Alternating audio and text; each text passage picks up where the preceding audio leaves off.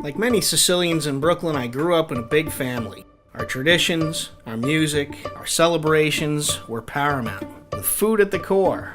Every family has that one dish.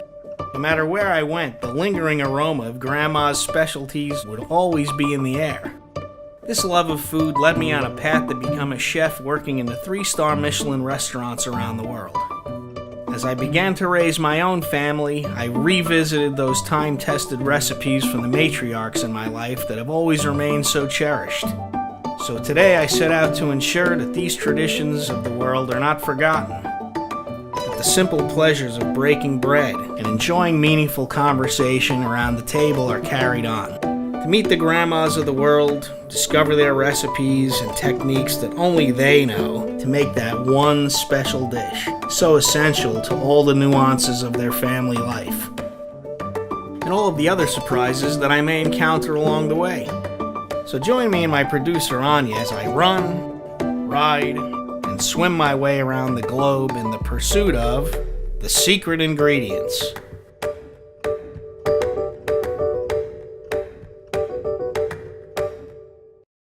And we are standing, well, the marktplatz is up here, so we are down here, we are standing here, exactly here. Willkommen! I start my journey through Germany here in the quaint town of Tübingen, a fairytale village adorned in a traditional Fachwerk housing and ornate Gothic art, situated lazily right along the Neckar River, where the Stocker-Kahn boats glide peacefully through the water as I take in the sights and smells of this 12th century town. It creates an enchanting atmosphere, or as the Germans call it, a Stimmung. You know, I personally love coming to local farmers markets. It's just really nice to walk around, get some exercise, look at the products in the market, which are so fresh and colorful. What's really nice is you get to know the clerks. They have direct connection from the farm right to the stand that they're selling their product. When you come here, you get to see your neighbors and have little conversations. You feel connected to your community. It's just a really nice way to start your day off on a beautiful and positive note. And it wouldn't be a classic German day without cafe and Kuchen. You meet in the afternoon or whenever for coffee and cake, which basically is like, you know, share an easy meal that can nicely be prepared, namely a cake, and you sit there and talk. And not having a coffee on the go because you want to have the caffeine. That's easy, but it's about time spent together, sitting there and talking. And that's exactly what we're doing today, enjoying some excellent cafe and Kuchen with the talented Frau Lang and her husband, before delving into her famous family recipe. Don't you want to translate Maultaschen, mouth pockets? It comes from God Friday, where people, Christians, were not allowed to eat meat. They hid the meat inside a noodle dough. To make sure that the priests didn't see them eating No, it. that Right? God didn't God see didn't it. see the it. priests, they were the same. They also were happy to get the Maultaschen. He is usually the chef, but today I am. Oh no, I am the sous chef. I am learning beautiful lessons today. So first we cut the bacon. I will peel the onions in the meantime. The bacon has a beautiful smell, just beautifully smoked local, and into the pan to fry it a little bit here. And then we put the onions. My great-grandson, he's 2 years old, and he was also sitting next to me in the kitchen and helping me cut potatoes. And that makes me so happy. Mm-hmm. You can imagine. Well, to be able to pass that on and know that love and enjoyment of the family favorite foods is really just a great thing.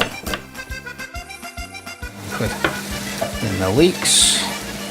So we have bacon, onions, leek, parsley, garlic, and spinach. Ja, weißt du, was Liebstöckel ist auf Englisch? It's a You very can smell it. tasty.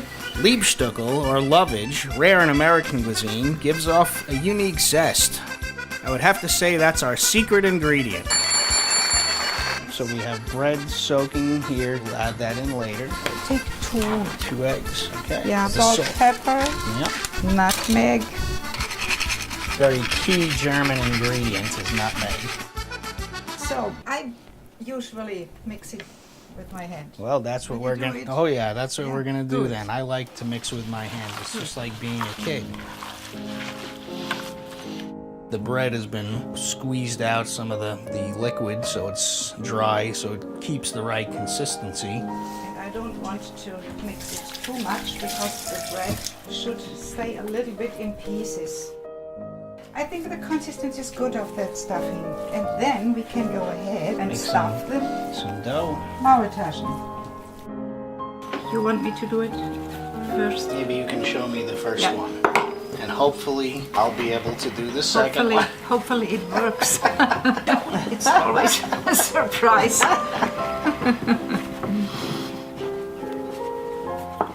So we try to do it.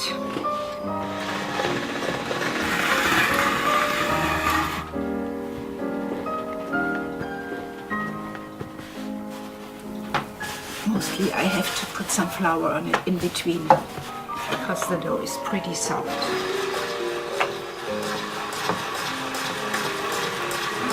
Now, Beautiful. yeah. If I have time, And you're making I 50. just do it and I enjoy to do it, and sometimes it works out fine at the first time. It's like sometimes meditation with a little it's music true. playing. Yeah, yeah, yeah. So.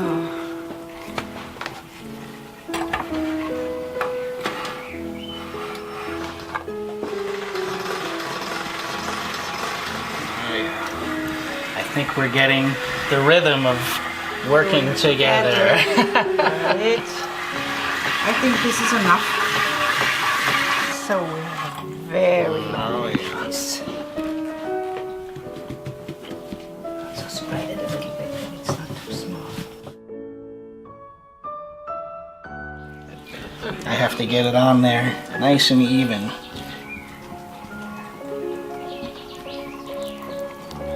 About there.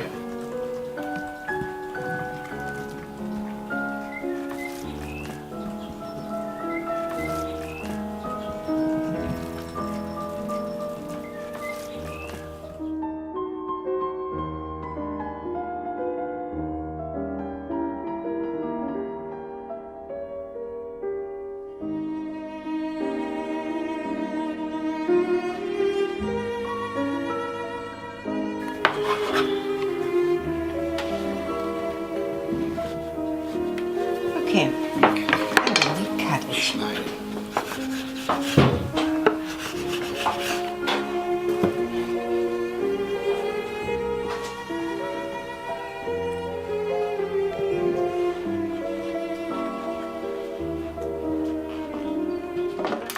Time to gently simmer them in a savory chicken broth.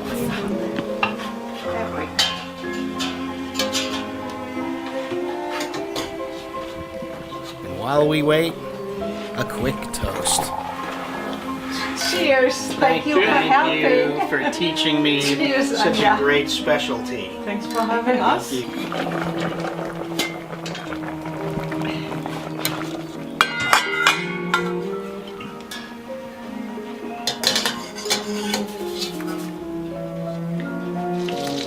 Brown butter with the breadcrumbs.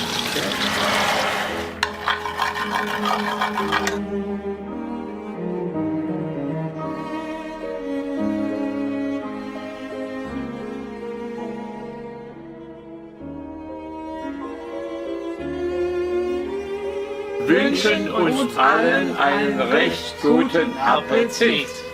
Enjoy the meal. It's instantly apparent why these are known as mouth pockets. These delicate morsels touch so many flavorful and textural sensations, with their floral accents of nutmeg and lovage, and the light and elegant filling, all blanketed in browned, buttered crumbs and savory broth. What a delight. A short trip down the road brings me to reunite with my old friend Christoph in his hometown of Ulm, where the whole family is out enjoying the day at Blautopf, an estuary off the Danube River. Known for its crystal clear cobalt blue waters stemming from the minerals that flow down from the mountains. While I enjoy the serenity, the calm before the storm, the real party is heating up back in town. The Schwarmontag, or Swearing-In Day, is a citywide summer holiday in which the town gathers along the banks of the Danube for a parade of boats and partiers through its waters. Christoph told me it was going to be wild, but I didn't know it would get this wild. There must have been hundreds of floats and thousands of people, creative displays, and no bystander left unsoaked.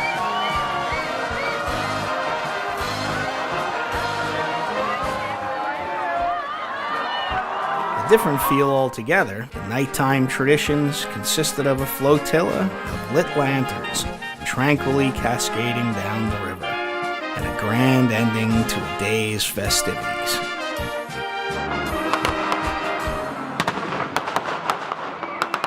The next day, the family gathers in Saarbrücken for a traditional Saarischer barbecue. We have here our merguez, which is a French sausage, right on the French border. And das ist German Weißwurst. Weißwurst, yeah. Weißwürste und das sind Käsewürste. Käsewurst, okay. As Michael and I grill on the Schwenke, he tells me about the local traditions of the area. The grill masters always eat the first merguez.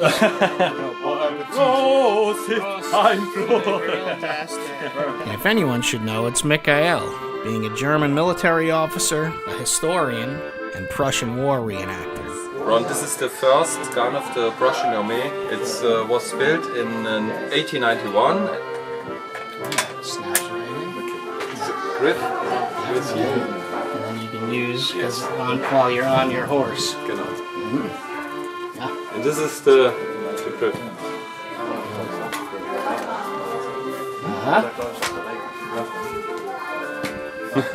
Michael is an expert on the history of Prussia, recounting to me all of its characteristics and traditions that still linger today. But I'll get to that later. For now, let's enjoy the barbecue. Ein Freund, ein guter Freund, das ist das Schönste, was es gibt.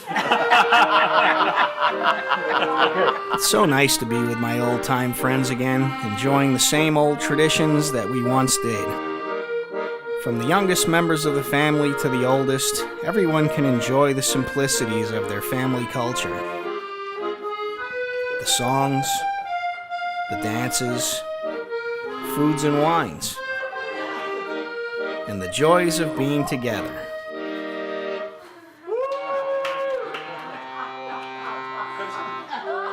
But nearby is a site that stands as a reminder of some of Germany's darker history, the Hütte, a steel mill built in the 1800s.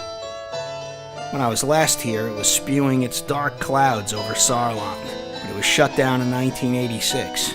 It was responsible for producing the steel that would later become Germany's war machines through decades of conflicts, from the Franco-Prussian War through World War II. But today it stands as an industrial marvel and a sort of haunted house of Germany's demons, and has now been renovated into a radical modern art gallery. Similarly, my next destination is a city-wide radical modern art gallery, one drenched in history and activism. Berlin. It's evident that the reign of a tyrannical dictator has had a lasting effect on this country, even noticeable 75 years later, causing a stigma within the population and resulting in a culture of anarchy and free thought, which is most apparent here in the frontier, known as the end of the free world. This city is an equal mix of grunge and opulence, where you find a melting pot of cultures all striving to live cooperatively and continue to break down barriers. As I explore the city, I ride across town to meet my friend Karen, a lifelong Berliner, for a lunch along the canal off the Spree River. It also happens to be chanterelle season. We discuss the vital importance of food and the relationship between America and Germany. This is the airfield, yeah? This is now called the Berlin Freedom. West Berlin has a very special relationship to the United States because it basically saved their lives. Stalin hated the fact that in his nice little red Soviet territory there was an American influence. So in 1948, for 12 months, an airplane would land here on this field every minute. And they would bring supplies of medicine, clothes, food, everything that the population needs to live. And the Berliners called the airplanes that came here and landed the Raisin bombers. Raisin bombers. Die Rosinenbomber. Yeah, coming with food. Yeah, and dropping chocolate for the children. And my father, they actually gave him chocolate. The soldiers would give out chocolate. They would give out chocolate. He hadn't tasted chocolate in years. I mean, it was hardship, hardship, hardship. He will never forget that. It was a Hershey's chocolate that he got from the American soldiers. But not all of the American food imports have been beneficial to Berlin. In recent times, there's been a different kind of American food landing that has become an epidemic all throughout Europe that is now facing major opposition here in Berlin. So here you have the McDonald's, and this is Kreuzberg. In Kreuzberg you have Turkish food, you have Döner Kebab, and you have an anti-capitalist, anarchistic neighborhood since the 1960s. And then 2 years ago, they wanted to build a McDonald's here. And it was under protest. A year and a half, they could not get permission to build, but they had to open it, inaugurate it under police protection. So much protesting was going on here. But the encouraging thing is that in Berlin, you've got the Döner and the American fast food chain side by side. And the Döner aren't really going down. Well, for me, I'd prefer some of Germany's traditional fast food. It's here that we meet Oma Gisela this is schon viel. and enjoy a good old-fashioned currywurst together. Now that we're all done, let's go do some shopping for Grandma's meal. There are two names. Der Türkenmarkt, the Turkish market, Okay. or der Markt am Maybachufer. Okay, Maybach. Because here you have the canal, Oh, that's and really... this is Ufer is the word for shore. Oh, the shore, okay. Yeah, I so didn't you're know on that. the shore of the canal.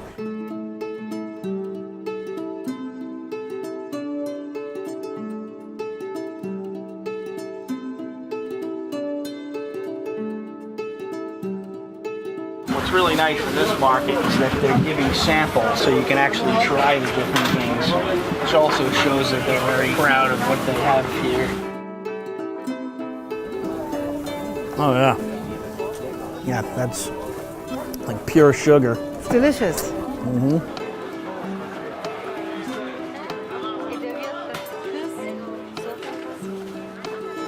We need to buy some flowers for Grandma. Okay, let's get some flowers. Was für Blumen wollen Sie am meistens? Die sind schön. Ja.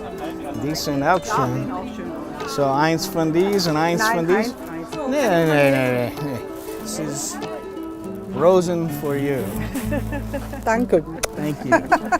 Thank you. This is going to be a fun day. Yeah.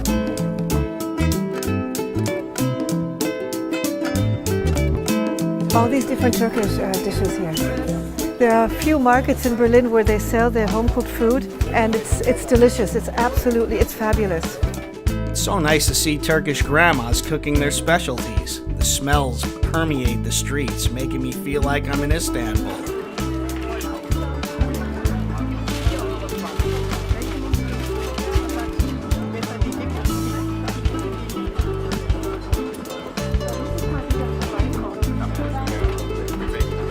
Die sind am besten, weil ich kann das immer noch scharf machen, nur mit dem Stahl.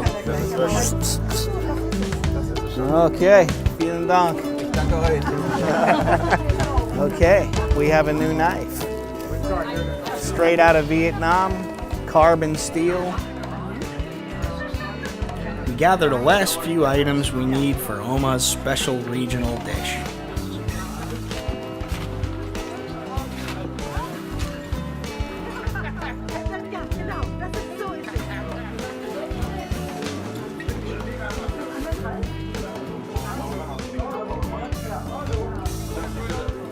Okay, We haben alles. We have everything. Now that we're finished, we've worked up a thirst and sit down for a local libation. I know it's cliche, but it's time to say, Ich bin ein Berliner. And what's a better way to experience that than cooking a traditional Berlin dish with Oma in her home? This reminds me of my own grandmother. Sunday afternoons at my grandmother's house. See? Flowers on the table, coffee and That's kuchen. exactly why we're doing this. Yeah. So these traditions do not stop. So they don't stop. Well, the coffee and kuchen will never stop in Germany. Yeah. I hope. Möchtet ihr ein Stück Kuchen? Kommt mal.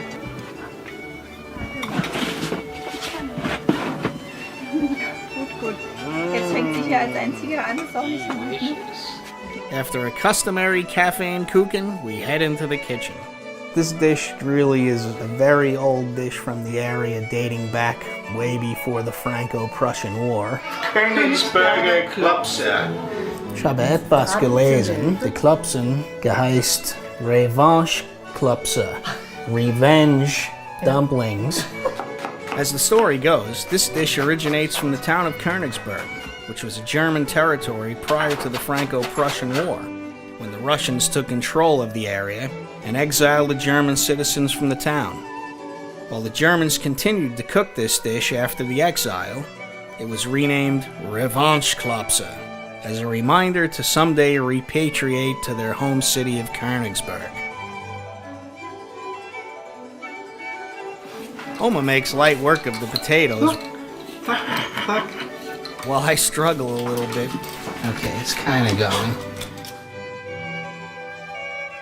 But we get the job done and put the potatoes on to boil while we prepare the poaching broth for the klopse. It smells good. I can smell the bay leaves, that allspice. And the three of us have fun rolling out the klopse.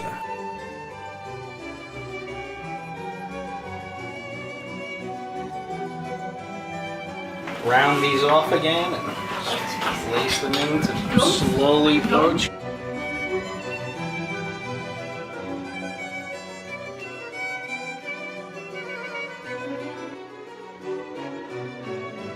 While we wait for them to finish, let's take a beer break. Oder wie du willst. Bitte. Auf traditionelles Essen. Oh yeah. Ja? In der traditionellen Familie. Auch. Das ist sehr schön Ja. Zeit. While we have a little time, we put together a dessert, the likes of which I've never seen before. This is called Reisz pudding, which means pudding of cream of wheat, I think. And this is a very typical traditional German dessert. I've never thought of using cream of wheat for a dessert before. But when mixed with fresh vanilla, egg yolk, and beaten egg whites, it really results in a light and airy consistency. Just like making chocolate mousse. Mousse au chocolat. These are from the garden, by the way. Oh, from here? These are fresh from the garden. Yep. Sandwiched between fresh currants, or as they say, Johannisbeeren, in the end, it makes for a beautiful and delicate, simple dessert. As Oma's friends arrive, we get back into the meal at hand. Oma strains out the broth to use for the sauce for the klopse.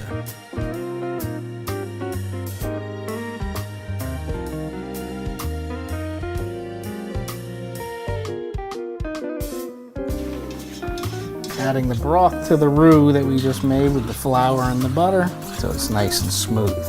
And Oma adds in mustard, cream, capers, and lemon. Now Grandma gives it a taste test.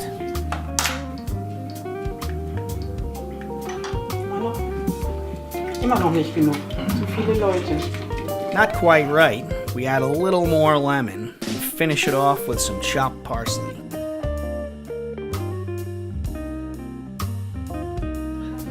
Ja, ich war Kind und wir haben uns das immer alle gewünscht. Ich war vielleicht so in der Schule und wenn dann irgendwie Mama sagte, was möchtest du essen? Immer Königsberger Klopse. Und meine Mutter hat dann mal sie schon manchmal am Abend vorher fertig gemacht und dann ist sie weggegangen und ich bin immer dann in die Küche und habe mal gedacht, ach, ein bisschen kannst du probieren und noch ein bisschen und noch ein bisschen. Und sie kam nach Hause und der Topf war halb leer. Ja?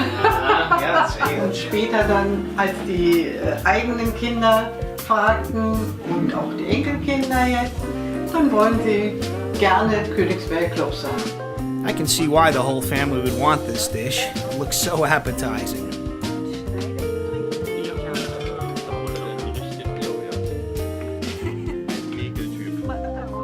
I can't wait to dig in. Thank you very much for teaching me this very traditional dish. It's very special to me. Ich werde sagen, vielen Dank für alles und neue Freunde. So, essen wir.